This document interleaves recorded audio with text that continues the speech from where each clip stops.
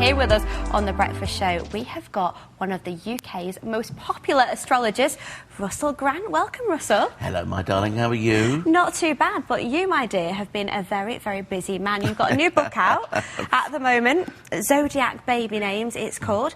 Tell us a little bit about it and what was the idea behind it? The idea actually came from a member of the public. About 10 years ago, somebody wrote to me when I was doing Richard and Judy, and they actually said, my wife's about to give birth. Is there a name that I can give to my baby when they're born that will match their sign? And I thought, that's a blooming good idea, isn't it?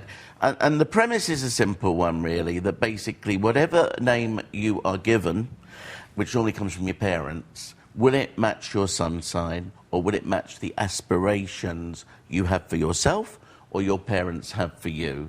How important is it to get it exactly right then? Does it have such a great effect on a child if they've got the wrong name? We're dealing with sun signs, so for it to be absolutely on the ball isn't as crucial as if you're having your proper chart done.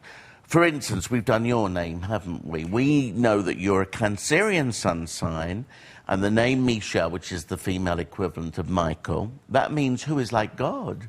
It matches your sign. What can I say? I mean, Charlotte Church was recently given birth, and she didn't know what to call the baby boy, so I quickly dispatched a book down to Cardiff. So what she's given this young boy, this baby of hers, is Dexter, which means right-handed, and it's a very auspicious name. Now, not only is Charlotte Church a new mum, but we've also been down to a group of new mums here at the Urbis, and they've got some burning questions to put to you. Hello, this is Alexandros. He was born the 30th of March, 08. He's a Pisces, and I want to know how his name reflects his star sign. Right, let's have a look, first of all, to see if it is a Pisces name. Alexandros was a very Greek name. Of course, we get Alexander from that. And we get all kinds of shortened, Alex, Lexi, all kinds of names like that. It is a name which comes after the sun. It means a warrior, a man, a rather macho man who defends and looks after his people. So it's very much a Cancerian name in that sense. And that's good, because Cancer and Pisces are both water signs, so they will bounce off each other. If you want to, I wouldn't change it in any way, to be honest with you. I love the cultural link here of Alexandros. Hi Russell, I'm Shelley, I'm a Sagittarius, and this is my baby, Lola Grace. She's an Aquarius and was born on the 6th of February 2008. My question is, with me being a Sagittarius and Lola being an Aquarius, what does our future hold together? It's an interesting combination, Aquarius and Sagittarius. Interesting in that one is fire and one is air. So that in itself is good, because fire, if you blow a little bit of air onto fire, it makes the flame burn brightly. Lola is normally a shortened name of the name Dolores, which is an interesting name in the fact, everything's interesting today, isn't it? But it all is. This is all about sorrows, and in fact it's a very Piscean name, to be honest with you. Pisces and Sagittarius together can clash. Therefore, I would choose to use her name if she's young enough, that she hasn't got used to one name. I would call her more Grace than I would Lola. This is Sadie. Her birthday is on the 21st of February. She's nearly 4 and she's an Aquarius. She's a little bit feisty, and with me being a Leo, I was wondering if we'd have a few turbulent years ahead. Sarah means little princess or princess.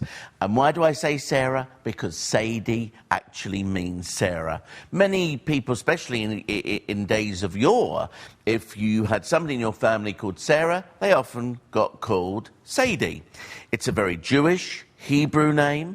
The fact that you are a Leo, Mum, tells me one thing, that if you've got a princess and you think of yourself as a queen, then you've only got to mention those two things, and yeah, of course you'll get on. But remember, a princess is always aiming to be a queen. Well, thank you very much for that, Russell. I think you put a lot of those mums' minds at ease there. But in a nutshell, for anybody out there who's thinking of choosing a baby's name, expectant mothers, what are the main points that they should be considering? Well, just look immediately under the child's sun sign, because all the names are grouped in the book under a sign. Choose which one you fancy. You've got all the meanings of the name. Also ask yourself this: what do you want your baby to aspire to? What sort of profession? What sort of nature? If they're a very feisty child, do you want them to be softer, more sensitive? If they're a bit of a shrinking violet and hold back, do you want them to be more assertive and more feisty? So keep all of those things into consideration. And therefore, don't just look at the name of the child, the sign of the child, but look also for names under the other signs, because you have, under each sign, a personality trait. So therefore, you can also find, perhaps, personality traits and other signs you'd like to introduce into their full name. And you can have as many names as you like. Brilliant. Thank you very much. You have been a star, Russell. Thank you, my dear. Sarah Ann. Welsh for a star. Ah.